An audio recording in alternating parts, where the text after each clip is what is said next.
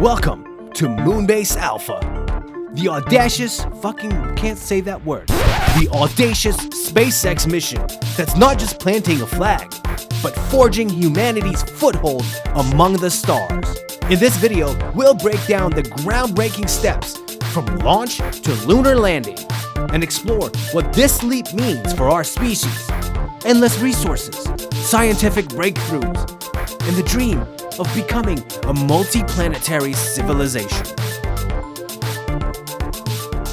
The plan to colonize the moon consists of three main parts. Step 1, unmanned mission. This is where we send starships to the moon carrying things like cargo and robots. The robots are there to build infrastructure and prepare for humans. This part's easy.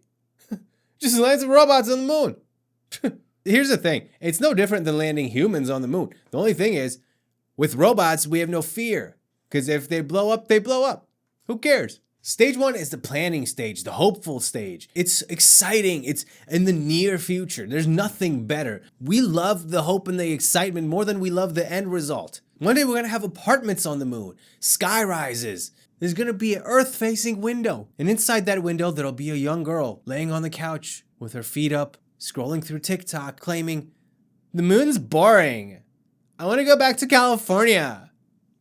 Because we're human beings and there is nothing magnificent enough that we cannot take for granted. So until then, this is the fun part. The road trip sounds fun, but the 12-hour car ride sucks. So initially, the robot's job is to create a sustainable habitat that can house a dozen people. The most interesting part of this whole thing is the way they're going to create the habitats. You see, the Starship is the largest man-made flying object ever.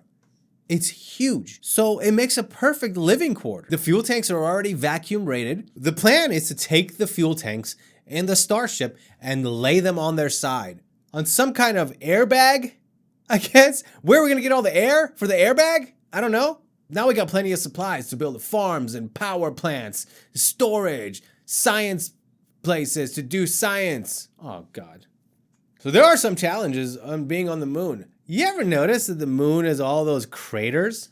You know what those are from? They're from big ass rocks hitting the moon real fast. Imagine all these people out there, somebody gets hit in the head with a big giant rock traveling at 100,000 miles per hour. We're gonna have to cover all of the living quarters, all of the research facilities, all the infrastructure is going to be covered with 5 meters, or for Americans, 5 yards, it's basically the same. Cover it with 5 yards of dirt. Moon dirt, regolith, they call it. It's not only there to protect from the asteroids and the meteorites, but also from solar radiation and solar winds. So the humans are gonna be living underground. So we got AI sentient robots living on the surface, and we got human slaves living underground. You guys see what I see? It's inevitable. We're gonna be slaves. We're gonna be enslaved underground mole people, and there's gonna be robot overlords, literally robots. They're gonna keep us down there. We're not gonna be allowed to go outside. Keep digging for resources, you puny humans. You can't have fun underground. You can't even tell you're on the moon except for gravity's low. What do you picture when you're on the moon? I'm sure you picture the same thing I do. Throwing a ball really far or jumping really high. That's all the cool stuff about being on the moon. You can't take advantage of low gravity if you're underground. So it's pointless. The only reason I want to go to the moon is because I can dunk. So the only people that are allowed to go outside are the robots. We're gonna get to go on the moon, but we don't get to go on the moon. I've spent too much time on this part. For more on this, we go to our very own astronomy reporter, Kevin Spacey. Kevin, what do you have for us? Yes, Roozy. So I'm really excited for the first time in human history, mankind and womankind and they kind is going to land on the moon. Very excited. Wait, what do you mean first time in human history, Kevin? We landed on the moon in the 1960s. No, we didn't. That was fake. So I did some research, and apparently Stanley Cooper, he did like a movie, and then like they faked it because they wanted to win the the space race. You think Stanley Cooper faked the moon landing? Yeah, I mean, I might be getting the wrong director, but you get the idea. Kevin, there's actual evidence. We have video. We have thousands of scientists that worked on this. We landed on the moon. This is not a hypothesis. this has actually happened. Listen, Roozy, I know you're making it sound like a conspiracy theory, but it's not a conspiracy theory. This is a conspiracy fact. Let me just show you the research. It would probably be easier that way, okay? Let me show you the research. Okay, so Exhibit A, as you can see, there is no stars.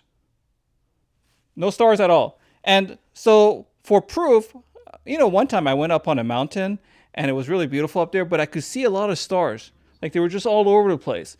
How could there be no stars? You're even closer. Like the moon is way higher than the mountain. There has to be stars up there. Very compelling evidence. What else you got? Well, okay, if you need more evidence, how about the flag?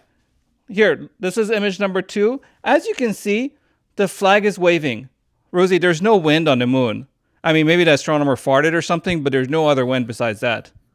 Okay, yeah, I mean, it's probably a piece of dust got kicked up and hit the flag. Well, that would prove that there was wind, and wind is kicked up by dust, or dust is kicked up by wind. I forget which way it goes, but either way, it proves wind means on Earth. And then if you need further proof, here's exhibit number 3. So as you can see, there's shadows here. I don't actually understand that one because I thought, like sun would create shadows there too. But it is proof from the website that I was reading earlier today that yes, that is further proof that there is, of course, a conspiracy fact. Kevin, none of this means anything. You just saw some stuff on the internet. I don't even think you read very closely into what all these fake theories are. Look, smart guy. So if it wasn't fake, then like why haven't we gone back there then, huh? Why haven't we gone back there? Yeah, I mean we haven't gone back there in 50 years. So if it wasn't fake, why haven't we gone back there? Because we won the space race. You're such a smart guy. When you race somebody to the finish line, do you then go back to that same finish line a bunch of times? No, you won the race. It's over. I've done it. I've done it before. You have? I thought it was a circle. Yeah, no, that's not good enough proof. None of this is evidence, Kevin. You're just making stuff up. You just saw some stuff on the internet.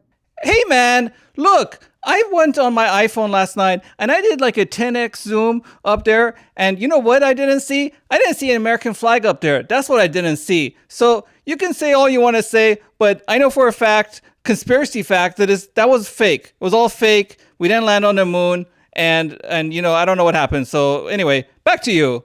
So it looks like Kevin has added conspiracy nut to his vast resume. Unbelievable. What a moron. I mean, honestly. Stage 4. Now, this is where we ramp up and go from a colony to a civilization on the moon. Cities on the moon. We're going to be able to mine the moon for resources. We're going to be able to attain water and fuel and iron and everything we need to build a city, have a tourism industry. Maybe one day you and I will be able to step on the moon. That would be pretty cool. Go to the moon, get drunk, get moon drunk. Now we've been on the moon for 15 years. What happens next? What is the ultimate goal? The moon is just a stepping stone on our way to colonize the solar system and beyond. It's our human nature to explore, to be curious. Picture a human footprint that stretches far beyond our pale blue dot. Humankind is special because we have the ability to dream, to wonder.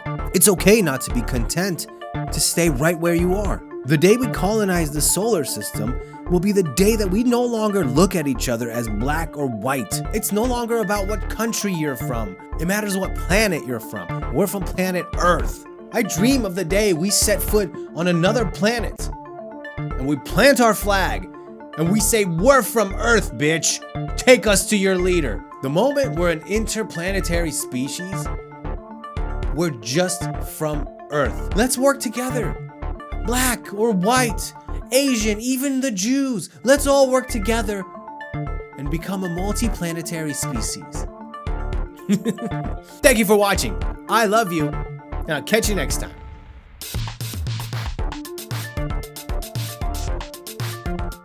We're from Earth, bitch.